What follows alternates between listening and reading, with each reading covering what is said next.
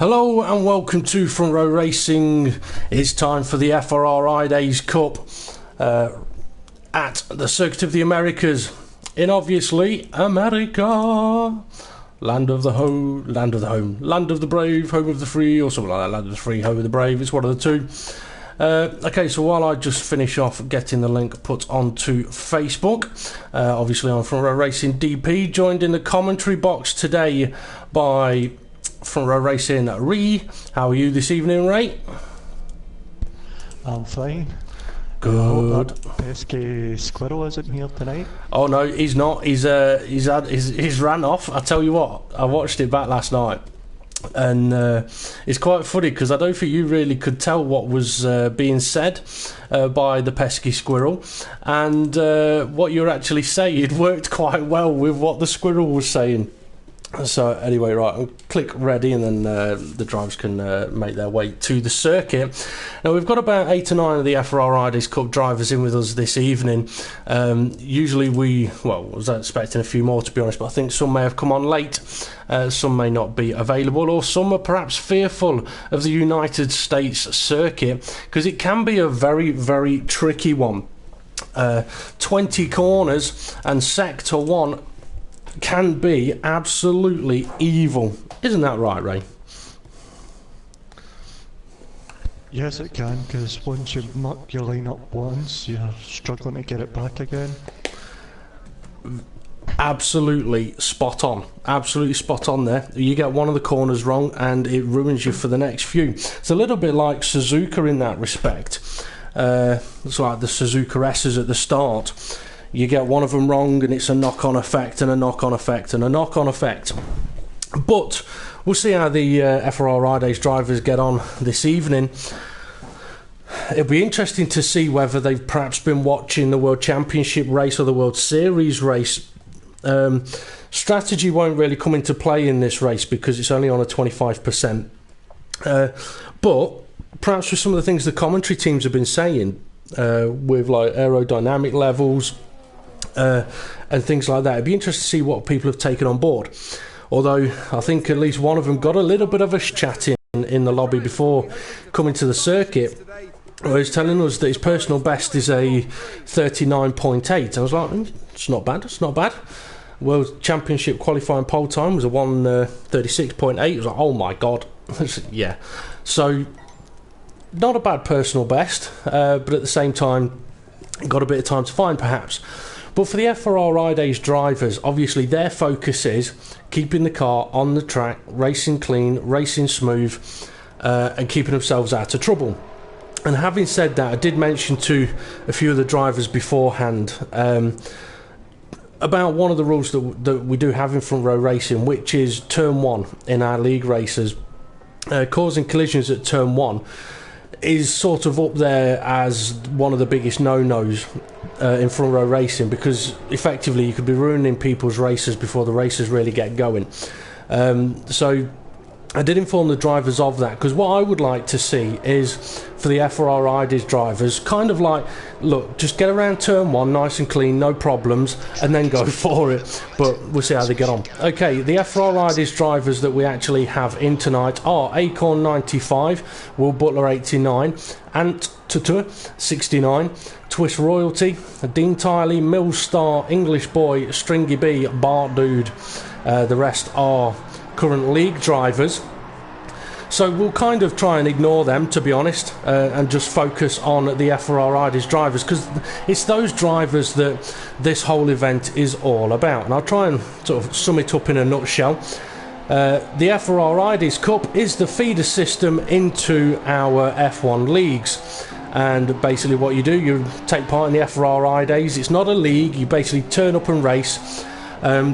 However you would race, and we'll watch, we'll record it, we'll broadcast it, we'll commentate on it, and if you drive clean, drive fair, the opportunity is there to go onto the reserves list for the World Championship or the World Series if any of their drivers can't make it for a race.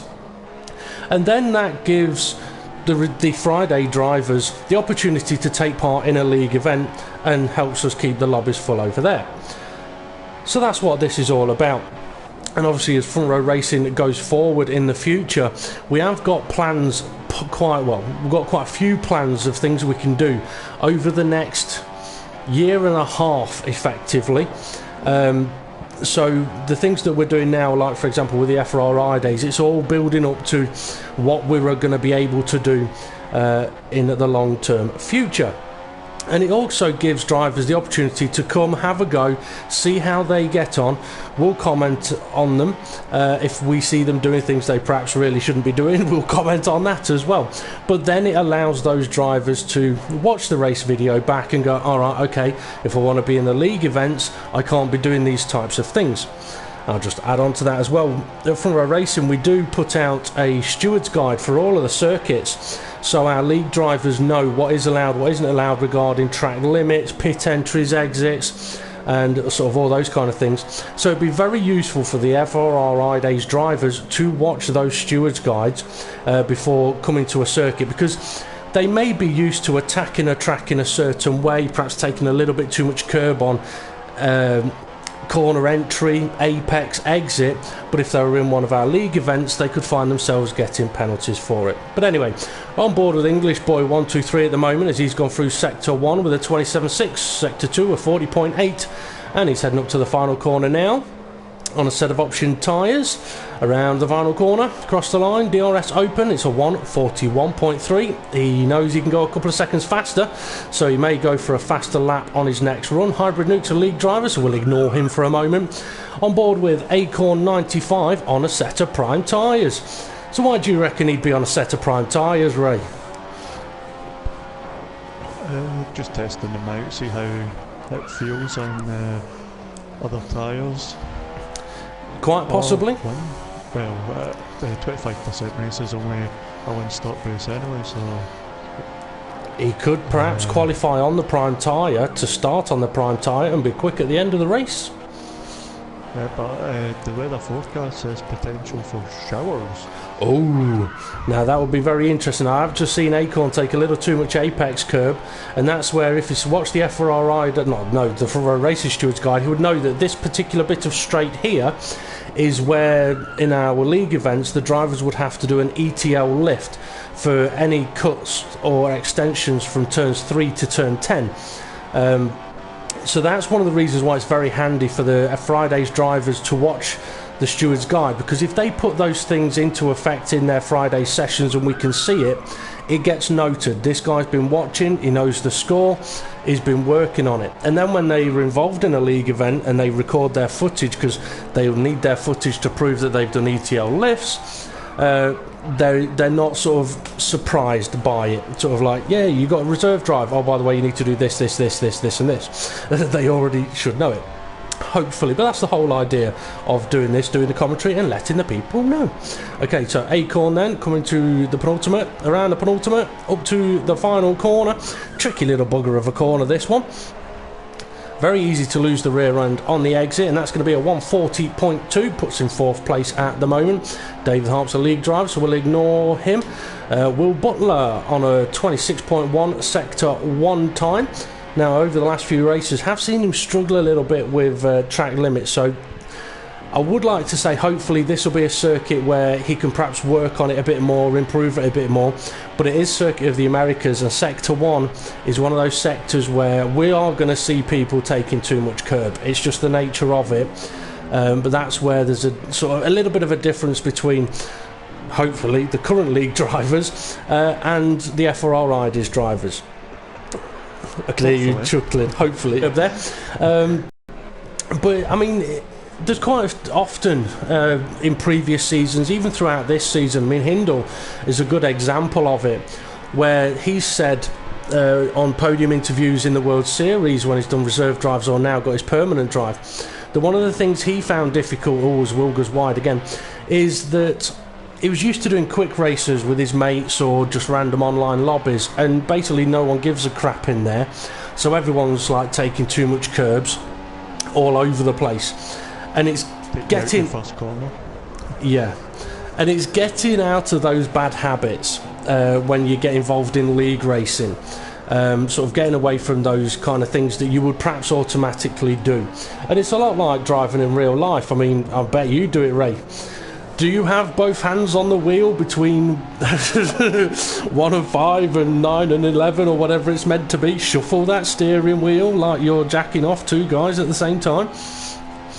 No, I have one hand on there and one hand on me knob. There you go. I'm glad you added that bit in. But yeah, I mean, there you go. I mean, there's a bad habit where if Ray or even me or most of us who do drive had to go and retake our driving test, that's a bad habit we would have to get out of. Because, I mean, if you've been driving a while, it's kind of natural to sit there with one hand on the gear knob. It's just what people do. So that becomes automatic. So if you're retaking your driving test, you are going to do that automatically, and you're going to have to consciously think, don't do that, don't do that. But then if you're having to consciously think about don't doing that, chances are you're going to do something else you perhaps shouldn't do, and that's where the difficulty comes into it. Pick your nose. Pick your nose, yeah. Okay, so on board with Twist Royalty at the moment, currently sat in 7th place, first sector of a 26.5.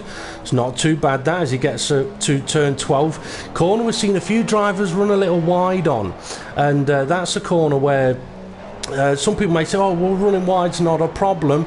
Well, in some respects it might not be, but then you have to ask, well, why has the person gone wide? Is it because they've gone a little bit too fast into the corner, into the braking zone? If that's the case, they're taking too much speed, and there are potential for gains there. A little bit too much apex on the 19th corner, but into the pit lane if he can make it. He can just into the pit lane. Now, if this was a qualifying lap in a league race, any of the off-track moments he's just had would not be bothered about, because he's now entered the pits. Also, in a league race, the pit entry he's just done would be let go. If he entered the pits in that way in a league event, then he could quite possibly find himself getting an illegal pit entry penalty. And I must admit, this is one where when the steward said to me what they wanted to do with the pit entry at this one, I actually thought, oh, you know what, that could be a bit harsh. But in actual fact, it was kind of like a double bluff. Or was Milstar taking a little bit too much curb there? Now, for that cut that he's just done, he would have to get beyond turn 10, which is the kink coming up in a moment, and then do an ETL lift. But with this being an FRR-idays, he doesn't really have to do that. But if he does, I was just listening there, he hasn't, so he may not have watched the steward's guide. See, now there, had he have done an ETL lift that we could have heard, we'd be sat here going, oh, you know what, that guy, he knows he's took too much corner, he's done an ETL lift, well done, clap, clap, clap, clap, clap. Instead, you get, right, bend over that desk, Stephen Fry's going to come in with a cane in his hand and punish you. Sorry, what was I saying? Pit lane. Yeah, the stewards, it was quite interesting what they said. Now, in the past, we know that drivers have struggled with the pit entry here and ended up going into the red zone, or even locking up, going straight on, and ending up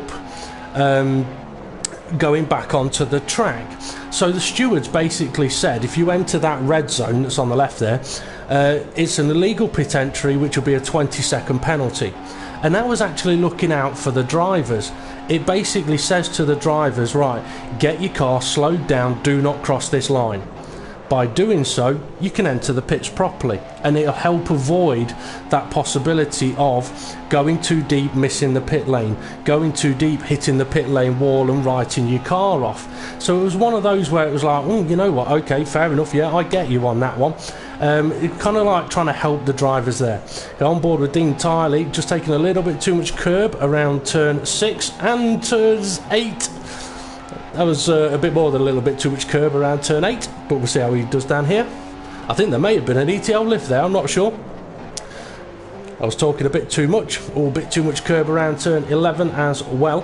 I mean, for the FRR-idays drivers, I mean, I would say as well, I mean, if you can get some practice around the circuits, do it. It will help you.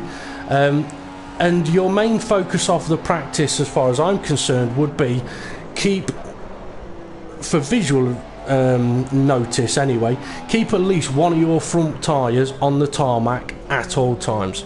If both your front tyres are off the tarmac, you're off the track. So, you spotted anything while you're having a look around, Ray? No, when I changed to a person, you changed to the same person, so... Well, that's not too bad then. You've seen what I've seen. Well, when it gets to the race, obviously we'll try and just focus on the FRR-idays drivers, and we can see how they'll get on. Oh, Dean's ran a little bit wide there. It's a 39.5 for him though. Let's see, who else do we have? Hybrid Nuke currently sat in 6th place, but he is a league driver. Twist Royalty's gone on for another lap, going round Sector 1 now, so 26.7. A very tricky couple of corners coming up, and you can see here he's working hard to avoid taking too much corner. You'll see them turn in, turn away, turn in, turn away, and it's got them going through that thought process. Excuse me, of have I just turned in too soon? No, I haven't. Turn in. Oh, that might be too soon. No, it's not. Oh, it can be quite tricky, but I thought that was just pad hacks. it depends on which bit of the corner it is. If it's down the straight or around, like you see but then we've got a bit of lag there. Around the long curvy right-hander, turn 17, 18, we are going to see a lot of twitchy steering wheels. Quite possibly. Now, I've had a couple of people actually talk to me about like better tyre wear if you're a wheel user or a pad user, and I can kind of see it, but I can kind of not, because I mean, as a wheel user we can't be aggressive on the brakes. As a pad user you can. Around corners like this one, Twist Royalty's got a nice steering action around there, but if as a pad user you are twitchy on your steering around some of the corners, oh, it's going for the pit wall again. Yeah, if you are twitchy on your steering around corners or down straights, it is going to increase your tyre wear. Also, if you're twitchy on your steering, it does increase the possibility of getting oversteer. If you get oversteer, that's increased wear. Okay, Acorn 95 coming around the long right-hander, carries the speed nicely as you do on the penultimate corner. Beautiful-ish line through there. It was a little. It's been quite good. Yeah. Well, his penultimate corner, he was sort of borderline on the limit. That's a 38.9 for him. Let's have a quick look at the timing leaderboard. Let's see who's up there. Bart Dude. I don't think I've seen him on track yet. Let's go and see if we can find him. Bart Dude, English boy. I can see Bart Dude now as he's just yeah, I've just seen that, a big corner cut at turn 11. That's obviously something that the drivers do want to avoid doing. So 26.0 sector 1, and because you see what would usually happen is, I mean, I've had a lot of experience of dealing with new drivers and stuff like that, but say one of our league drivers is sat here watching this now and going, bloody yeah, he definitely cut that corner there. They will automatically as well presume that they will have cut corners throughout sector 1. Although we haven't seen it, that's what presumptions could be. A little bit too much curb on 17 as well. So as a new driver, you kind of have to be on too much curb again, you see. So some of the league drivers could watch this and go, okay, it's an in lap, but oh, someone's lost a wing there. Yeah, could watch it and go, okay, perhaps this guy is quick, but I'd like to see him put a quick lap in without being off the track at all. So for some of the league drivers, some of the new drivers may appear to be quick, but they kind of want that reassurance of it's being done fairly. As we see Millstar take a little bit too much curb and nearly end up in the gravel. You have to be very yeah, no, none of them are going to get that. See, off to see Ray's Ma. So anyway, I forgot what I was saying. There was someone else who wanted to watch. I mean, I've not watched Millstar much. Obviously, Bart Dude's one that we're just watching. Let's have a flick through. So, Millstar, he'll be the one that we'll keep an eye on them for the moment. As he heads to turn 17. A little bit too much curb on the apex there again. Now he's going wide as he get on with the penultimate corner. or a little wide on exit, but not too bad on the entry, to be honest. I mean, I did have someone say to me the other day, I'm struggling with the penultimate corner around this track. I always think I'm going to cut the corner and then I end up missing the apex. So I said, well look, while you're practicing for it, the best thing you can do is turn in and be confident about you turning in. If you cut the corner, you know you've turned in too soon, do an ETL lift. So the next time you approach, turn in that little bit later, but whenever you do turn in with confidence. Because if you have that moment of turn in, oh is that too soon, turn out, turn in again, you've missed the corner. So when you go to turn in, be confident. If you cut the corner, do your ETL lift. And you know then that was too soon, you can go a little bit further. If you then miss the apex by a mile, you know you've got to find that fine line between the two. Not easy to do, but that's why you've got top drivers, middle order drivers, bottom order drivers, new drivers. You can see the difference of how they get on, and also the aerodynamic levels the drivers could be using here, as Dean Taylor takes a little bit too much curb on at turn 1. So go on, Ray, you was about to say something? Yeah, I'm just watching the same person. He's not confident in the corner at all. I was watching him in his outlap. He was sticking more to the corner side other than going left, then right into the corner, and then taking the exit of the left. But as you go round the corner, but he seems to keep close to the corners, especially in the last sector. Yeah, I mean it can be quite noticeable at times if a driver is perhaps not fully confident of their car, the tyres, the grip, the corner, and at the end of the day, confidence comes from making improvements, getting it right, noticing that something you've just done is better than previous. Confidence builds up. Whereas if you're struggling on a corner all the time, if you get stuck in that mentality of, oh, I hate this corner, it makes it a lot harder to actually get the corner right. I mean, something I used to say on my track guides I used to do was, every lap you do on circuit is a lap of extra experience. But now that is wide by Dean Tyler there. That's the widest thing I've ever seen anyone go. Yeah, every lap you do on track is experience. Whether it's an out lap, an in lap, a lap you've crashed on, every lap is experience.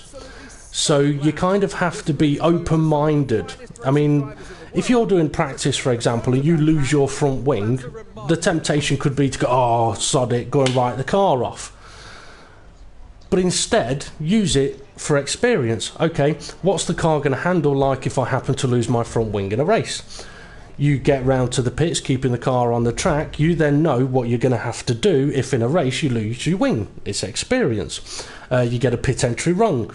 It's experience. So every lap you do, every time you're on track, it's all experience. You just got to be open-minded to take in what you could possibly learn. So what have you learned from qualifying, Ray? It's going to be interesting. Yes. I think this is a circuit that it's a little bit like Russia. The drivers are going to struggle with it. We will see a lot of drivers off track. That's inevitable. But that's why, as I say, we do these FRR-idays sessions, because if these guys would just, like, say, message front row racing saying, I'd like to join your league, and we go, yeah, no problem, go and have a race in the World Championship, they're going to get disqualified for being off track way too much. So that's why they take part in these events. They find out what they can do, what they can't do. We can see their improvements as they've gone on through the weeks, and we can see that there are drivers that have been working hard on it. And we could perhaps see those that perhaps aren't a little bit. I mean, Bart, dude, he's one for me that appears to have quite a bit of pace, but really needs to work on keeping the car on the track. I mean, we went on board with him for sort of half a lap, and he was off the track a few times and abandoned the lap, so he would have been okay with that one. But had he gone on to complete the lap in a league race, he could have ended up with penalties. The penalties are harsh. but there's ways not to get them. Anyway, 5 lights and away they go, so we'll let them drive up towards the start finish up to the first corner a little bit, and we'll see how they get on. Now, I did mention to the drivers before the event about turn 1 collisions. Oh, there is a little bit of contact, but so far I think they've all just about got through. So yeah, I was mentioning to them about turn 1 collisions and to basically try and avoid them at all costs, because it is sort of one of the biggest no-nos. And at the moment they're all just about getting through the first sector. It's all getting a bit busy though, a little further down the grid, as Acorn, for the second race in a row, is taking the lead as they head up towards turn 11, followed by Bart Dude, then Millstar. So it'll be interesting to see how these 3 get on, because I think I'm fairly sure it was Acorn that at Russia last week did win in Russia and did look very, very good as well. Now, I can't ride on board with Millstar Race, so if you're able to ride on board with them, just keep an eye on that one. And we've got Stringy B in 4th place. Was in as a reserve driver yesterday in the World Series. Did fairly well, but he's just been bumpily overtaken by Hybrid Nuke, who is one of our league drivers. And then we've got Dave the Harp behind him, and then Overdyking behind him, so we'll ignore those guys. As 3 wide round that corner. Oh, they are 3 wide. Dean Tyler's a bit light, Chris Rollity's got the inside line, Handles sitting there behind him, or beside him, I can't see him on another driver. Well, I mean, we can see from that first lap there has been quite a few cars off track a little bit, and again there, and it's not easy when you're in the height of battle, in the middle of war, to keep the car on the road, but that's where The Millstar side by side into turn 1. they are. Their wheels are locked, they're going to go off. Not much of a big contact there, but enough to send them both off. As soon as you get your wheels locked, that's it, you're both going to struggle. So we'll see how they get on through this particular sector. Oh, Millstar's gone wide a bit. Bart Dude having a little sneaky look. He's going to be on the outside though, into the tighter sections, and had to go off track, and I think Millstar did at turn 9 as well. So this is where in a league race they'd have to be doing ETO lifts down this straight. And an ETO lift, oh, Bar Dude chucks it up the inside, and Millstar just about has enough room, but Stringy B's now getting in on the action. I think we may... all 3 wide is going to be... No, it's going to go 2 now. Oh, Bar Dude looks like he's just pulled out of the way to let 3 cars go by him there. So Stringy B and Millstar getting themselves a little bit busy. Oh, Overdyking. Now that was a brave move there. But Millstar survives that one. And Stringy B up to 3rd place. Okay, let's see who we've got a little further down. English Boy. Currently sat in 6th place. I would be interested to see how he does get on through this event. And also Ant69. I mean, Ant69 is a driver that we did see improvements on from his first few races. Was really sort of getting into the swing of things. Let's go and see how he is getting on. Actually, sitting in at the Ferrari of Sebastian Vettel, Kettle, whichever way you want to say it. And as I say, he was improving. He's just gone and cut turn 1. So yeah, now oh yes, okay, let's see. Dean Tiley, I think Dean Tiley is in the pits, so is Overdyking. I think they've both gone for front wings. Twist Royalty as well. I think they all may be on the prime tyre now. I know Dean Tiley is anyway. So not the greatest of opening laps for these 3 drivers, and yes, these 2 at least are on the primes. So let's see how Acorn is getting on back up at the front. Apologies if the camera movements are a bit shoddy. I'm just going to play about with a few of the other camera angles. Oh, we can see him in the mirror. Now, I mean, Acorn did have a very good event in Russia last week, so he'll obviously want to try and show his worth again. Although his option tyres are looking a little bit knackered at the moment, and I reckon we'll see people pitting anywhere between, for a no damage stop, anywhere between lap 5 and 6 to get rid of these option tyres. So Hybrid Nuke's in second place, so we don't really need to watch him as he is a current league driver. And then we've got Bart Dude behind Stringy B trying to apply some pressure, while we also have Millstar right behind him. So these three in a bit of a battle as Bart Dude with DRS looking up the inside into turn 1. Let's see if he can get that move done. He can just about. The Lotus has ran wide and dropped down to 4th place. Nice move there by Bart Dude. Kept it on the road and gave room on the exit. Let's see how they get on through the Wigglies. Oh, the car in the back there. I think, who was that one? Millstar. Too much curb for him there through the Wigglies. So, I mean, it's not easy. Oh, Stringy's gone wide and Millstar now gets through.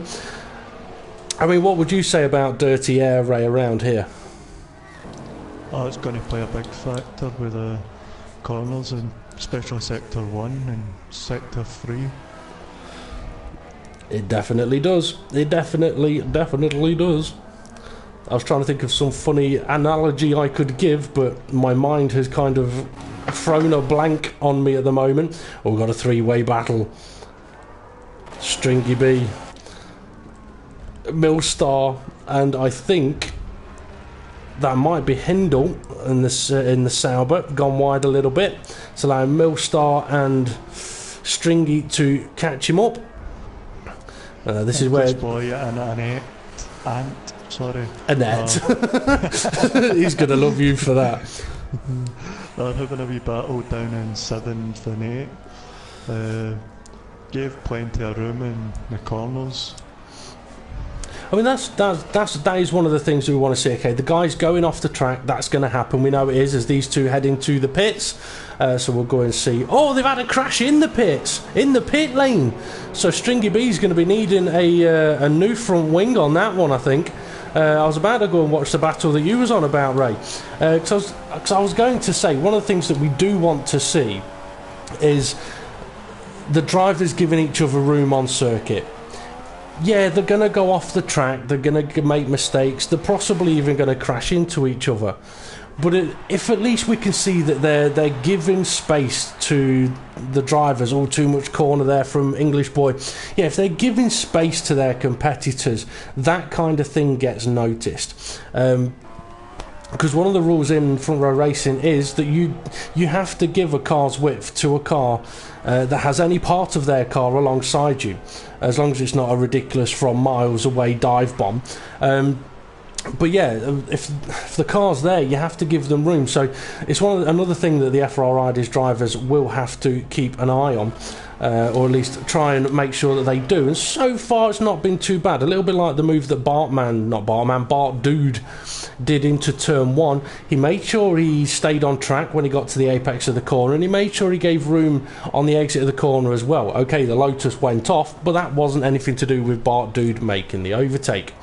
Okay, riding on board with Ant69 at the moment in the Ferrari in 4th place. And on lap 5, so could be pitting this lap, and any driver that does pit before others could potentially gain quite a lot. So, what have you spotted, Ray? I was taking a drink there. Sorry, I was taking a drink there. Yeah, the undercut seemed to be good, but it was just at the end, at the end of this race, it kind of hurt your tyres. I'm just sitting on board Acorn at the minute, watching him behind Hybrid Nuke, seeing how he gets on. Okie doke. I'm on board with a Marussia at the moment. He does seem to have quite a nice line around turn 1, which is good to see. We'll see how he gets on through the Wigglies, because I think him and Millstar were struggling a little bit through these corners. Nice lines from him there. On the prime tyres now. On the limit at the end of 6. Sorry, go on. Hybrid Nuke's got a bit of lag, but Acorn done well to avoid a caution. Okay, I've just seen Bart Dude have a little bit too much corner, but Acorn now then down to 2nd place. So Hybrid Nuke's got ahead, and Hybrid Nuke is on the prime tyre. So I don't think Acorn has pitted yet. He's locked his tyres up, so he'll be pushing it hard. But probably heading into the pits this lap. Hybrid Nuke will probably go well, he knows he can do 10 laps on these tyres. We'll probably see him go to about lap 8 and then into the pits. So here we go then. No, he's going into the pits now. That was a late entry, that was. Wasn't it, Ray? Yep. So... Who's at that car? Acon could get jump if his team getting out in time. He could do.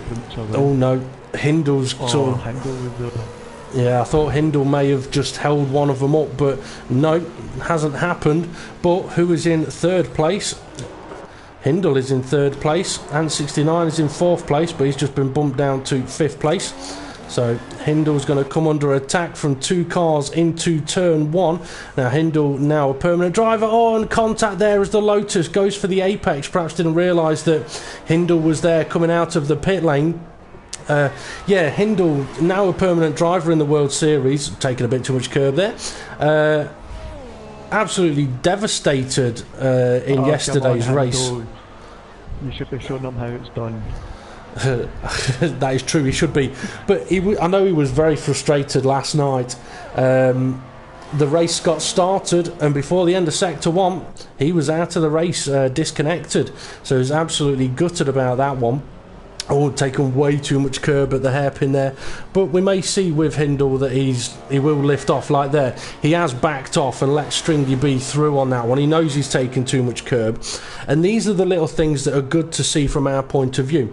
It may not be retrospectively correct to the rules of what the FRR stewards want the drivers to do with ETL lifts, but that's a situation where we saw that the guy's cut at the corner. Stringy B will have known he's cut the corner. Oh, but Stringy B's just nudged him up the rear end and spun himself now and decided to go and mow a bit. The Lord comes round the corner and Overdyking has nowhere to go other than off the track and start a bit of an argument over there on that one. But yeah, I was going to say, we see things like that and go, okay, you know what, that driver has just shown a little bit of driver respect there, because he knows he's done something wrong and he's let the guy who was overtaking back past. And that's one of the things in front row racing.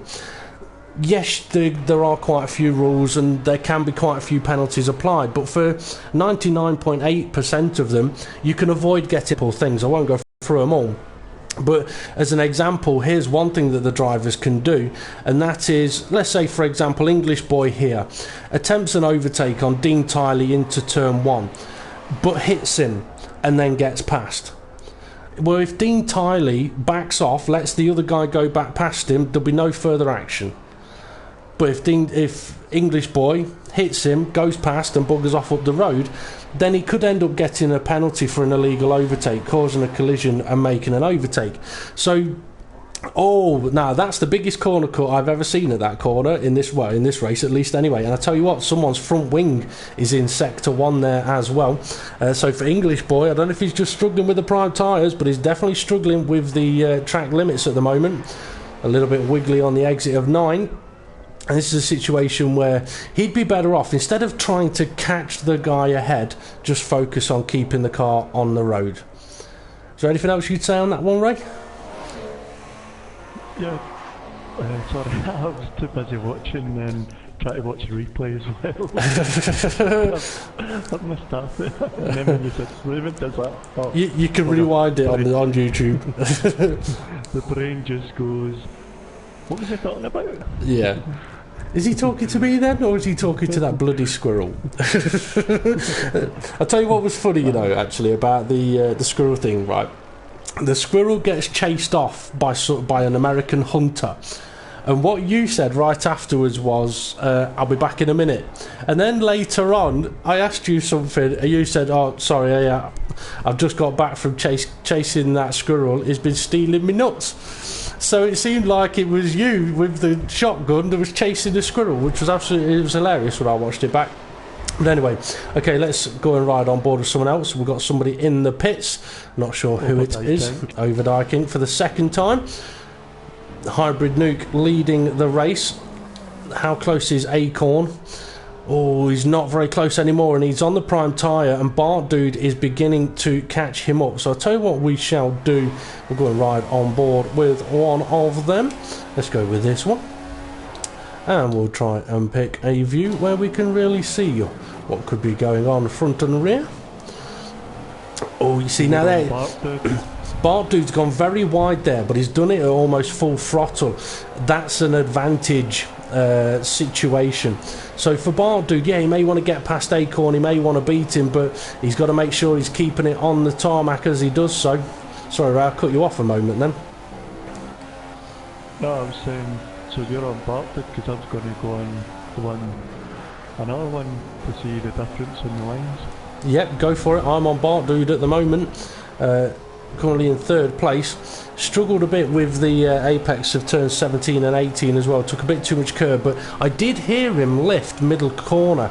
But that's one of those corners where, for a steward, they'd want them to get beyond the corner. Oh, way too much corner at what? Did you see that then, Ray? Yeah, I watched it from Acorn's view. The view from the acorn tree. Oh, too much curb again. Now, he could be lifting through these corners, but the stewards implied or imposed an ETO lift zone at this track because this whole sector 1, oh, way too much curb again. This whole sector 1 is a lift and on throttle zone, so the ETO lift zone is down here.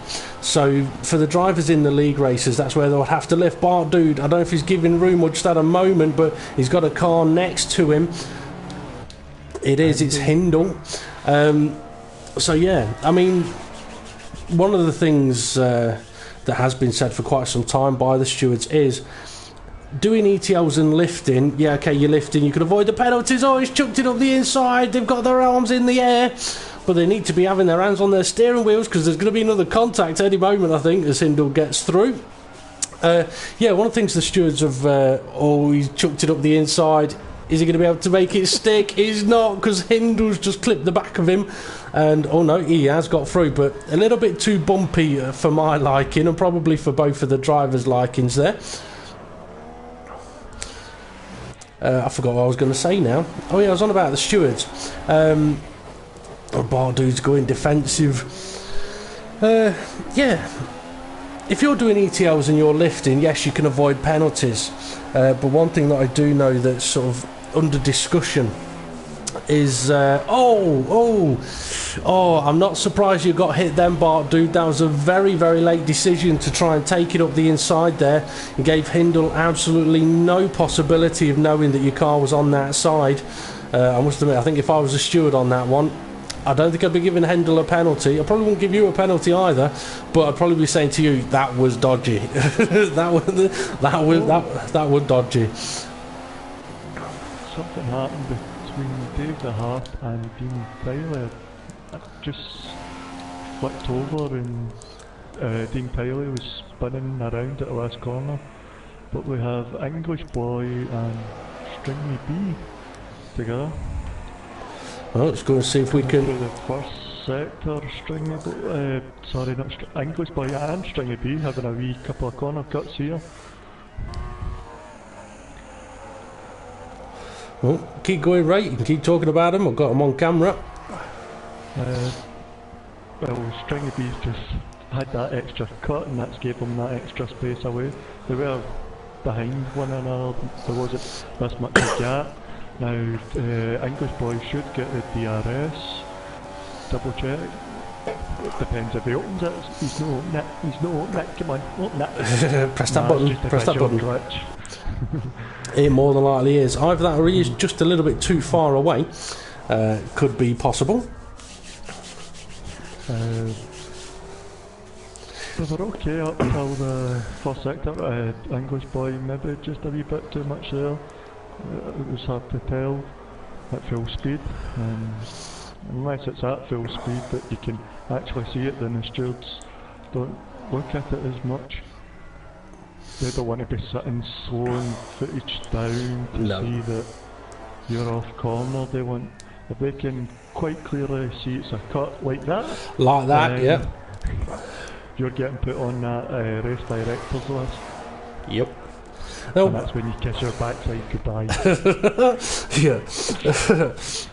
Oh, he's going in for a move on the inside. Ooh. I tell you what, Stringy B just about spotted he was there, just about gave him some room, but I do think English Boy had to take a bit of apex curb. And having said that, I mean, one thing I know that the stewards have said I'm fairly sure they told me to mention it on one of the when I was commentating on the Stewards guys, and I probably forgot. But it's one of those where if you're going for an overtake and you cut a corner while you're going for an overtake, you still need to be doing an ETL lift. Especially if you're going for Stringy's gone deep. Lucky it ghosted him there, otherwise English boy would have been going for a bit of a spin. Oh, we've got a bit of a battle going on a little further down the grid as well. Let's see if we can see it. I think that's Dave the Harp and Dean Tiley again. It is. Oh, I think no, it's over Dyking, being a bit forceful there and sort of barging into the side of Dean Tiley. But over Dyking could be on fresher tyres, having recently pitted. But Stringer B's not took that long to catch back up on him. Is Stringer B a reserve or a permanent? Stringy B was in as a reserve in the World Series yesterday. I'm not entirely sure how his race got on. I can't remember much of the race, to be honest. I watched so many races, they all just blur into one. So yeah. Have to be watch out on that one. Now, we've not seen much of Twist Royalty throughout this race, so we'll ride on board with Twist Royalty for a little while. He's been on the reserves list a couple of times. His driving has improved, which means he's probably about to cut a corner or go off wide, because that's the way the commentator's curse works. But yeah, he's been on as a reserve driver a couple of times, has been picked for one of them. And the way they're being picked for as a reserve goes is you do well in the FRR-idays, you get put on the reserve driver list. Any of the league drivers know that they can't make a race, they let the league know at least one day before the event, then they can pick, a bit too much curb, and that's sent him off at 6. Yeah, they can then pick from the drivers that are on the reserve list to take their place. If the drivers... the current league drivers leave it until the day of the race, they don't get a reserve. It's too late. So for the reserve drivers, if you are picked, you will get messaged to say, look, you've been picked, are you available, do you want the chance? If you don't hear anything, then you've not been picked yet. But there we go. I tell you what, Twist Royalty going for a move on Dean Tiley, so I think Dean's struggling on his tyres at the moment. And also struggling, you see he's gone wide on the entry there, he's got onto the curb to try and use a bit more road, but it's not worked for him. But I mean, I didn't actually mention it earlier on. Sorry.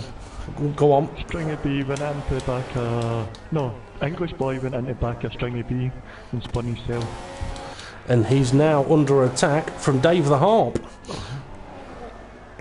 And Dave the Harp's become a ghost. Well, there we go.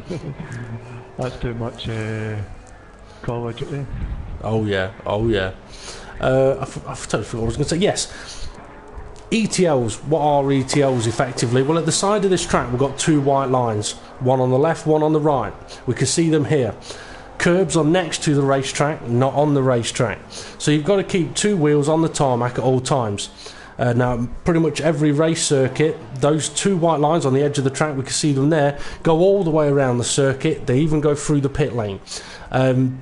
So the drivers, unlike English Boy has done on the apex of that particular corner, it looks like he may have backed off to compensate for that, but Dave the Harp's now hit him and spun. See, that's where for English Boy, had he been watching the steward's guide, he would have known to back off down this straight, where Dave the Harp would have been expecting a driver to perhaps lift off. Instead, Dave's been caught out by a guy going slow at a point he wouldn't expect, and the collision happens. Anyway, let's go and see if we can catch across the start-finish line.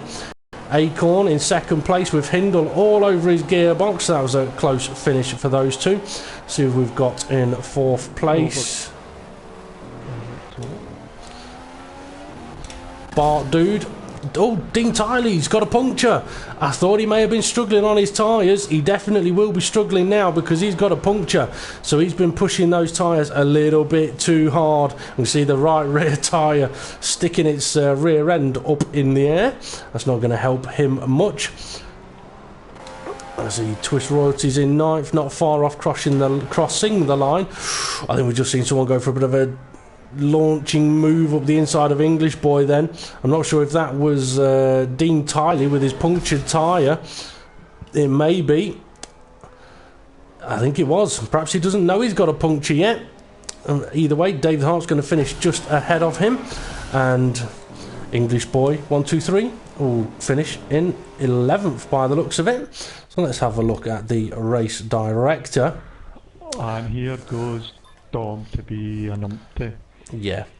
Let's act like a fool at the end of the video. You're supposed to be a league driver, showing the guys how it's done, not doing donuts, being a fool. Okay, so a lot of incidents on the race director at the end. A few collisions. Obviously, a few of the drivers are going to have to be very, very cautious about their collisions, but also the amount of corner cut messages that they will have been getting. So, it was an interesting race, that. But also a very difficult race. I mean, we said it at the start, we're going to see a lot of drivers off the track. It's just the way it's going to happen around this particular circuit. So for me, what I would like to see when we head to Mexico is for the drivers that take part in the FRR-idays to take a look at the steward's guide for Mexico when that gets put up on Facebook and YouTube on Sunday. It usually goes on, so have a look at that, take a look at that, and take what's said in there into the race, because then a collision like just happened with English Boy and Dave the Heart, that can be avoided, because English Boy will then know, okay, if I cut like these section of corners, I do a lift off further down the road where it's safe to do so, rather than do it straight away and ends up being a collision. So yeah, interesting one. Acorn has impressed me again though. Second race in a row, he seems to have done very, very well. Bart Dude's quick, but I did see him off track a lot. Really needs to work on those racing lines, as well as Millstar. And 69, didn't really get to see him too much, but I do know you was watching him a little bit, Ray. Stringy B didn't do too bad, but to be honest, I know. I know he recorded his World Series race from yesterday, so I'll probably have a look at that and see how he got on in that one. But yeah, a few of the drivers are going to need to do a bit of work. I mean, Circuit of the Americas is one of those tracks. It's going to frustrate quite a few of the drivers. It's going to test their patience, test their abilities. And another thing is, I mean, I've mentioned about aerodynamics a few times throughout the race, and I can imagine quite a few of the drivers there would have perhaps gone to this circuit with very low downforce, which isn't necessarily the fastest way to take a car around this particular circuit. You struggle in the braking zones, in the corners, in the traction zones. So yeah, it'll be interesting to see how they progress when it goes on to onto Mexico. How do you reckon they'll get on at Mexico, Ray? Ooh, that'll be an interesting one, especially the last few corners. Yes. I'm sorry, 7, 8, 9, 10. Well, yeah.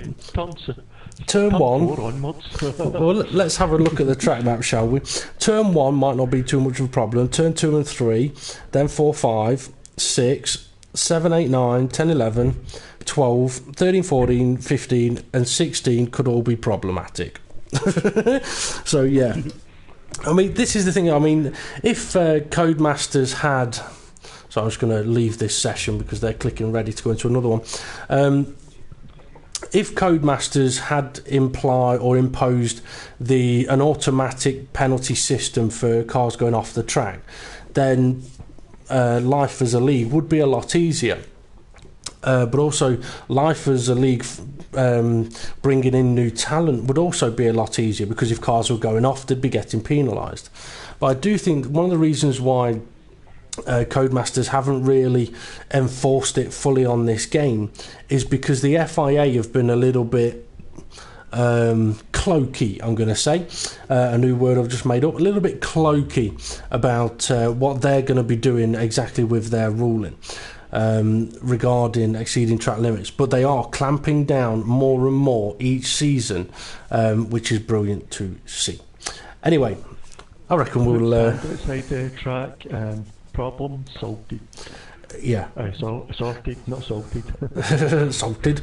Well, I mean, I'd agree with you on that one. I mean, I was watching one of the classic races today. It was the race where Senna and Prost crashed at Suzuka, where they're in the McLarens, right? And all you got to do is go and watch one of those classic races. And there's quite a few reasons why the cars very, very rarely go off the track. The curbs are absolutely enormous. You can't use them. You go off the tarmac, you're onto grass, and you're into gravel. So you put two wheels off the circuit, you're crashing. And that's a real sort of real racetrack. You make a mistake, you're going to suffer. And I know people like Anthony Davidson, Martin Brundle, who have been racers. They look at circuits now that get sanitised and go, it needs a gravel trap, that does. I mean, Monza, the Parabolica at Monza, it had a gravel trap around that corner for all its existence, as far as I can remember. And every driver knew if they put a wheel on the grass there, they could end up in the gravel. So they'd avoid it. As soon as it's tarmac, they're all over there. So there we go. I need to go faster. I need to go on the track. Yeah. Anyway, right, I reckon we'll bring this to an end because we will be live again, I would guess, in around about half an hour's time. I can't see the time at the moment. But yeah, about 9 o'clock this evening on our YouTube channel for the Front Row Racing PCF Project Cars Friday League, which is in the Formula Bs at Zolder this evening. A track that Ray has done a couple of laps around in the Formula B, so he's got a bit of experience to let us know about if he joins me on the commentary on that one. But I'm gonna